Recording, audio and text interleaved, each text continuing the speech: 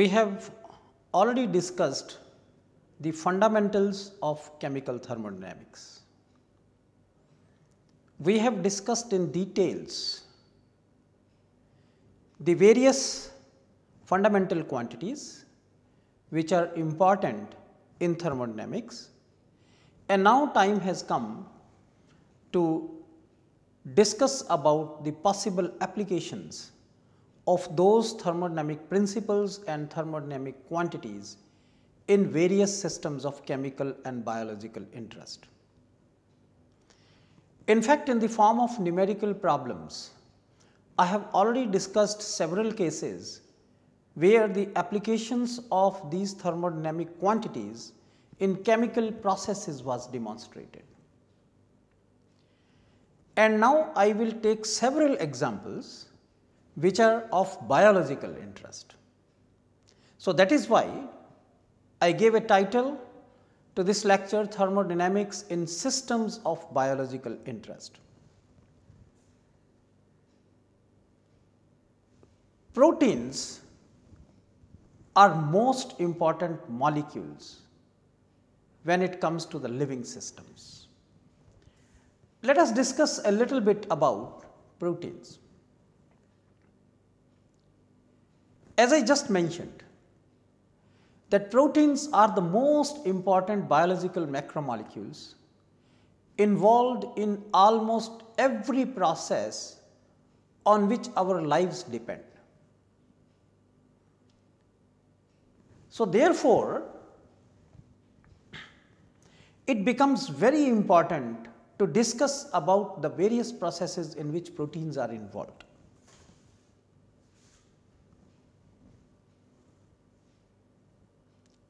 There are hundreds and thousands of different kinds of proteins which are found in nature, which exist as enzymes, antibodies, hormones, receptors, etc. And all proteins, irrespective of their structure and function, are made up of a single set of 20 standard amino acids.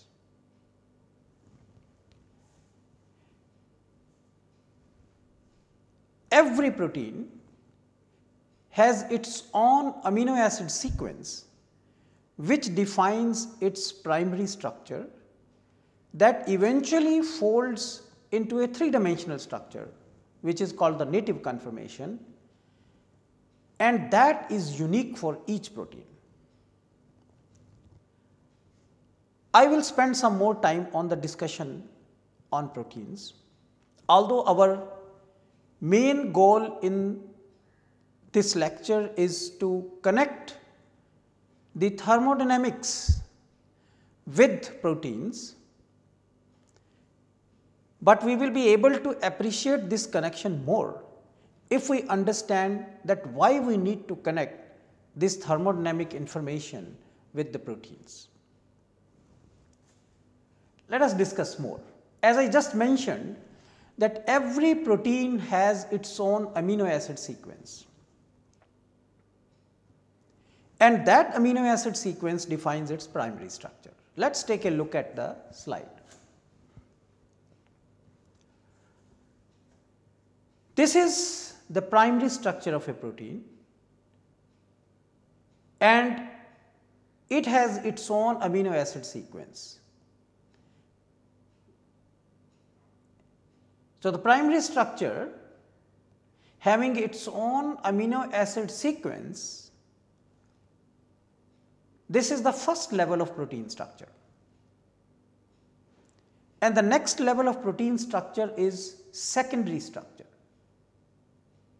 Secondary structure can be either alpha helix or it can be beta sheet. There are several secondary structural motifs, and the details of protein structure can be obtained from several biochemistry textbooks, but here we will briefly describe the various levels of protein structure. After the secondary structure, the next level of protein structure is the tertiary structure, and beyond tertiary structure it can be quaternary structure.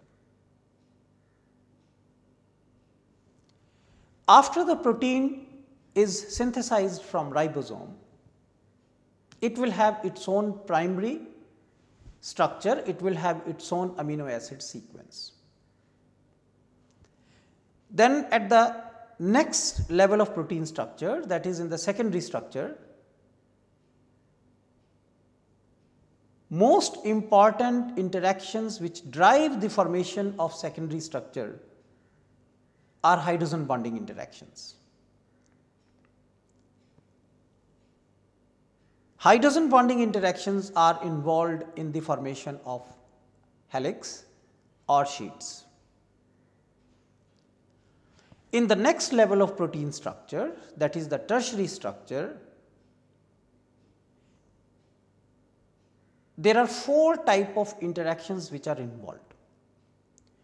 One is hydrogen bonding interaction, second is ionic interactions, third is disulfide bonds, and the 4th type of interaction is the most important interaction which leads to the formation of a tertiary structure of a protein, and that is hydrophobic interactions. Once the tertiary structure is formed, several proteins can remain in the monomeric form. However, some of the proteins may even go to a higher order formation in which the folded monomers can be further organized into a higher order subunit structure which forms the quaternary structure. As we can see here in this slide, you have assembled subunits. This is the formation of a dimer from a monomer, and there can be higher order assemblies which will form the quaternary structure of a protein.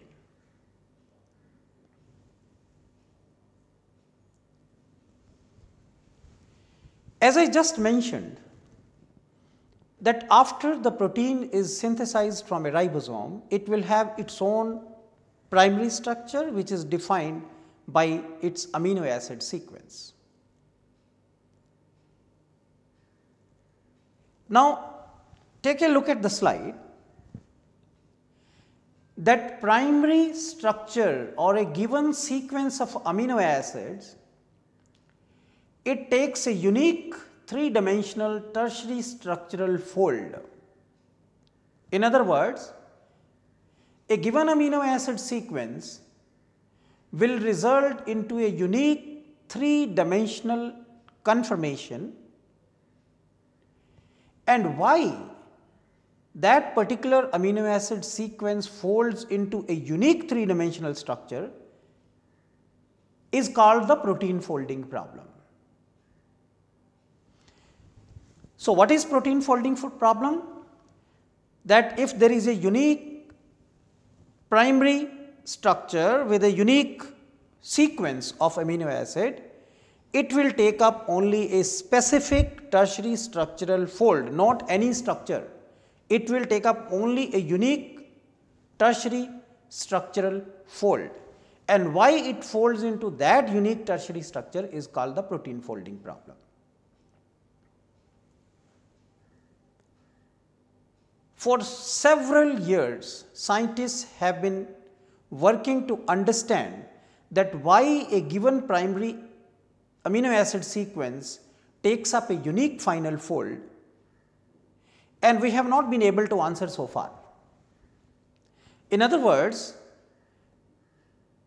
if we call these, if we look at the slide, the question mark, that is the protein folding problem, and if I call it as what is the protein folding code.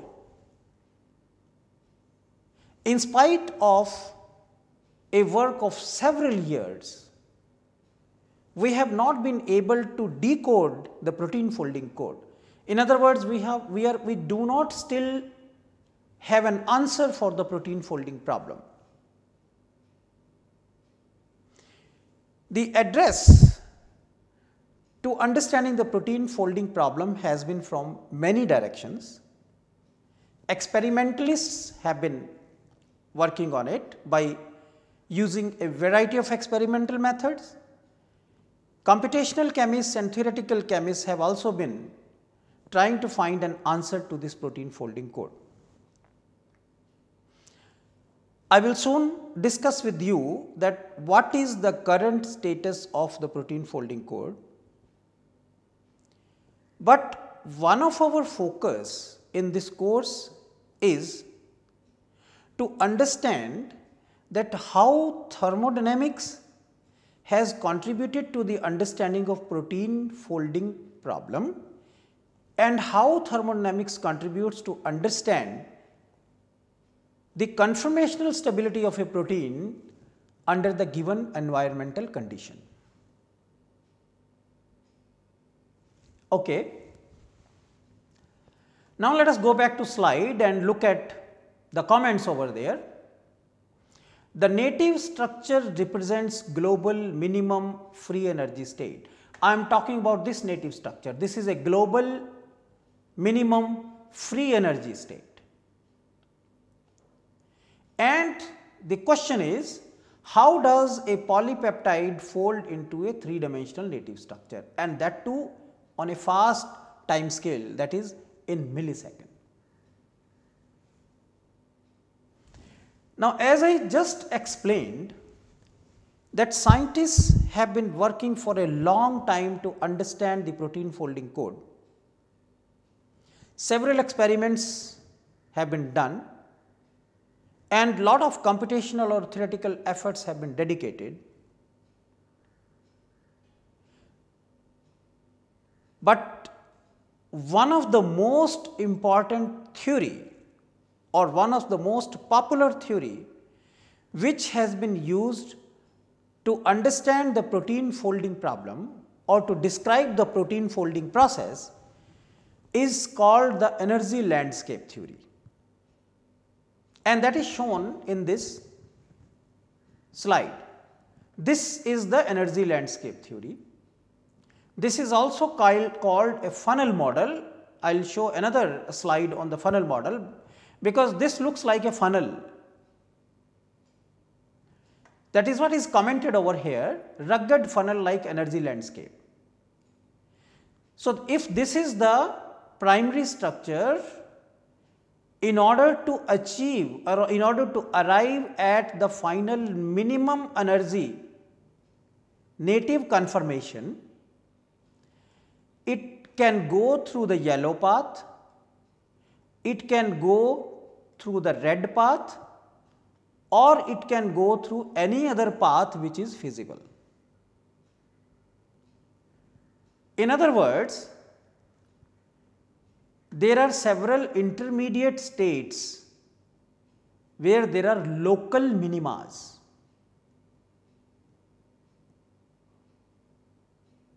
So, therefore, it becomes very important to understand the protein folding pathways, and our focus will be how to apply the concepts of thermodynamics in understanding these processes in detail. Let us take a look at how the protein folding problem has evolved.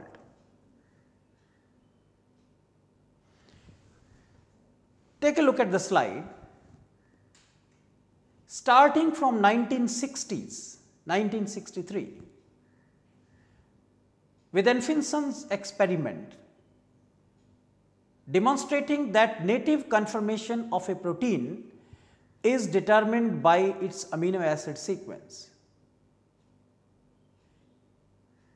And over the years, you see, several experimental and theoretical or computational efforts have been made by different scientists, and in 2016 or 2017, what do we know?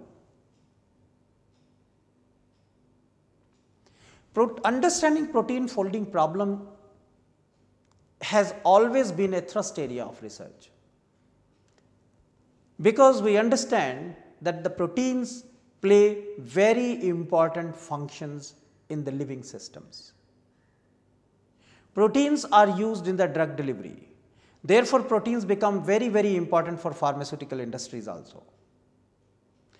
It will be of immense interest to both academicians and industrialists, biologists, to understand protein folding problem, to understand the protein folding, to understand the protein conformation under different environments, and to understand whether a given protein can be used for drug delivery or what modifications should be done in the drug and vice versa for an improved drug delivery.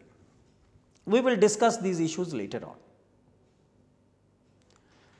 But just pointing out on from the research perspective, just look at this figure, which is the number of research publications versus the year, particular year, and you see here 1 or 2 publications in the protein folding area started appearing in 1940s. And then in 1960s, this area gained some momentum, and in 1990s, you see there was a big rush, or this area became very, very popular, and lot of publications started appearing in it. And in 2014, 2015, if we reach that, it is reaching near saturation. So, what does it mean? Does it mean that this area is no more important, or does it mean that it is becoming very, very difficult to find more information on protein folding?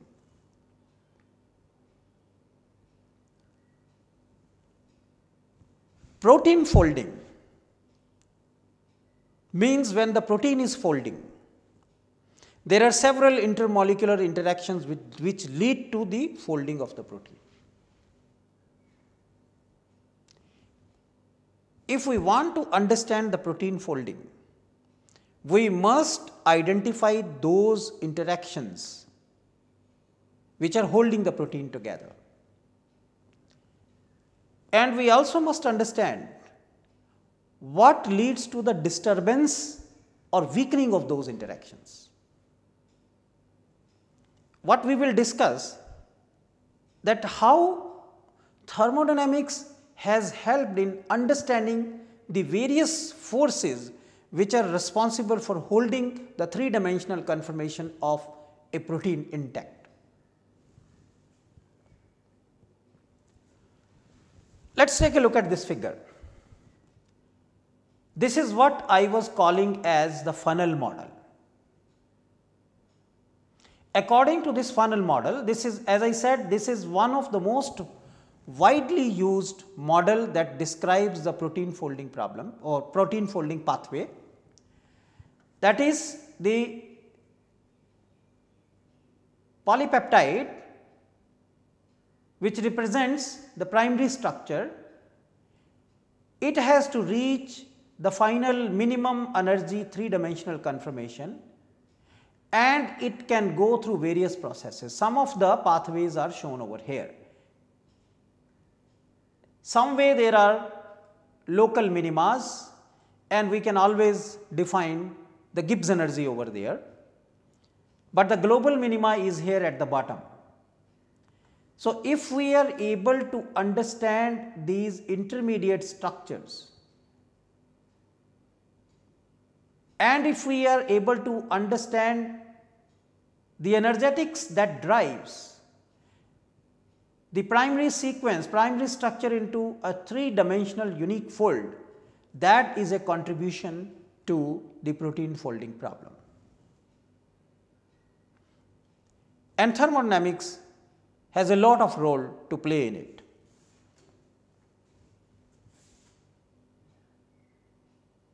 Okay.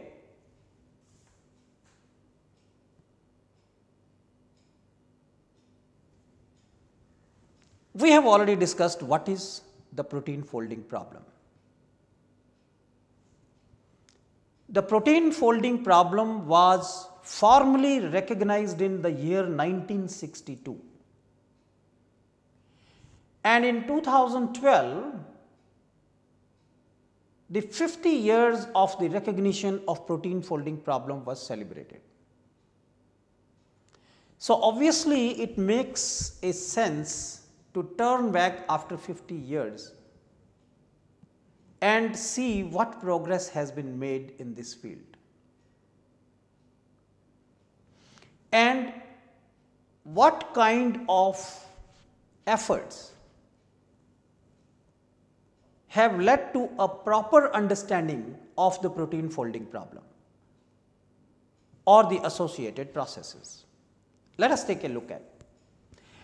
As I just said, 1962 was the year when this protein folding problem was formally recognized, and in recognition to that, a Nobel Prize in Chemistry was awarded to Max Perutz and John Kendrew for their pioneering work in determining the structure of globular proteins. That was a landmark recognition. Then in 2012, what did we have in 2012? In 2012, what we had was algorithms for accurate folding of small proteins, more than 80,000 protein structures in protein data bank, and good computational approaches. When it comes to understand the energetics, when it comes to understand the thermodynamics, the approach can be both experimental and approach can also be theoretical or computational. In understanding the protein folding code or protein folding problem, computational chemists or computational approaches have been quite successful. Today, the computational chemists claim that they can give you the folding code for small peptides, monomeric small peptides. However, when it comes to large proteins, we do not have the protein folding code. Okay. In 2015, a comment was made that there is a need for experimental evidences for funnel model, because you remember that when I was talking about funnel models, we talked about the local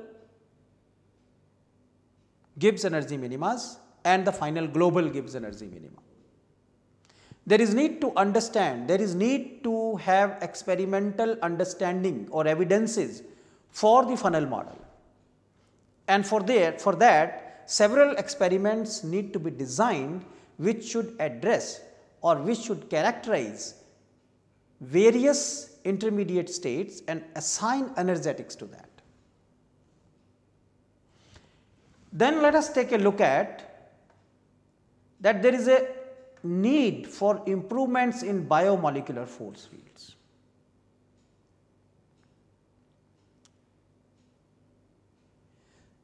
So, even in 50 years, the progress in understanding the protein folding problem has been limited to an understanding of the protein folding code of very small peptides or folding code of very small peptides or very small monomeric protein. But when it comes to large proteins, there is no protein folding code available.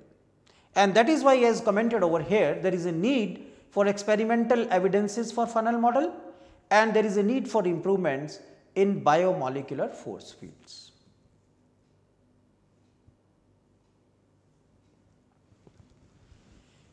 So, in more than 50 years in the past, there has been a huge accumulation of a large amount of high resolution structural data on biological molecules, and their complexes. And this structural data comes from NMR and X-ray crystallographic studies. But the structural information alone does not tell anything about the energetic forces which are responsible for maintaining folded conformation of biological macromolecules in solution. For energetic information, we need thermodynamics, we need to understand the thermodynamics of the processes. So, therefore, we should also recognize that only the structural details cannot explain the folding pathway followed by biological molecules.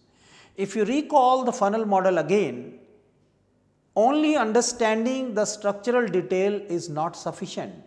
We need to understand what is the folding pathway, what drives the formation of a particular local minima or the global minima in free energy.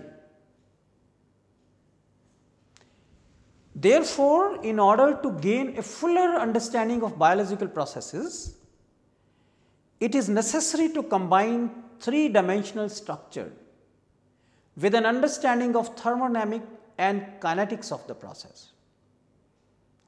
So, what we need is information on the structure, three-dimensional structure, we need information on the kinetics of the process, and we need information on thermodynamic aspects.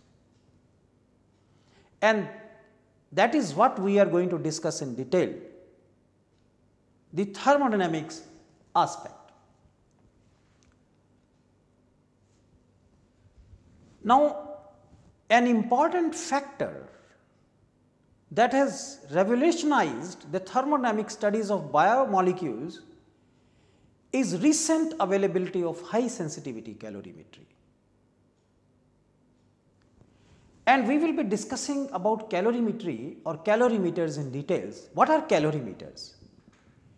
Calorimeters are instruments that directly and quantitatively measure heat of reaction.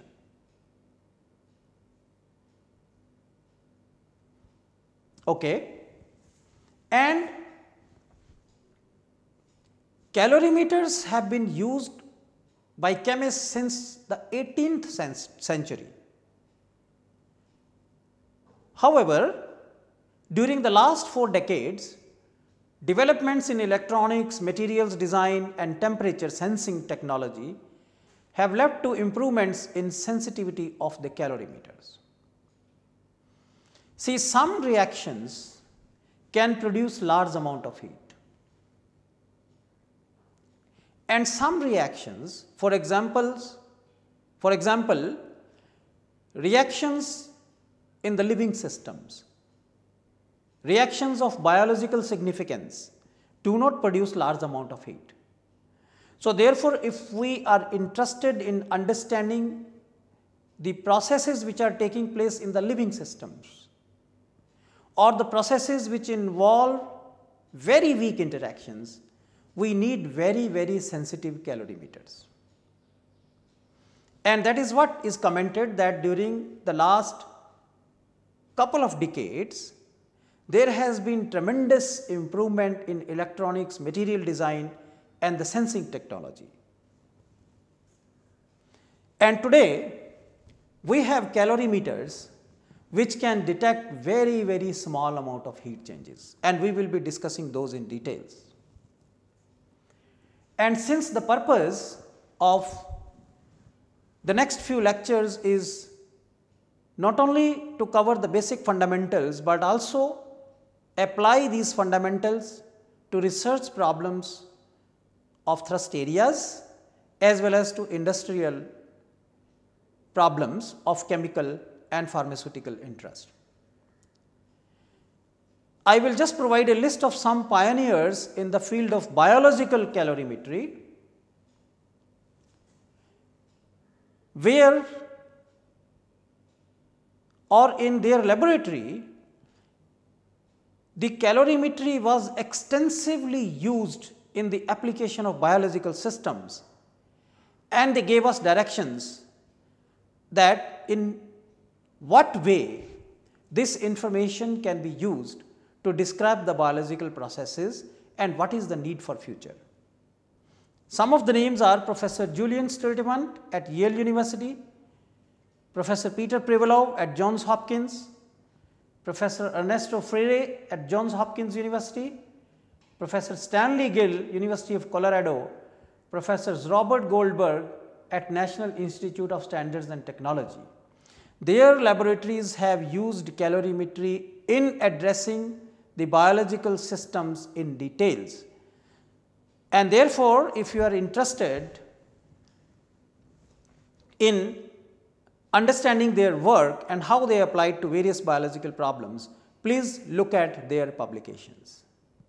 We will continue our discussion on calorimetry and how thermodynamics of the system is important for various biological processes in the next lecture. Thank you very much.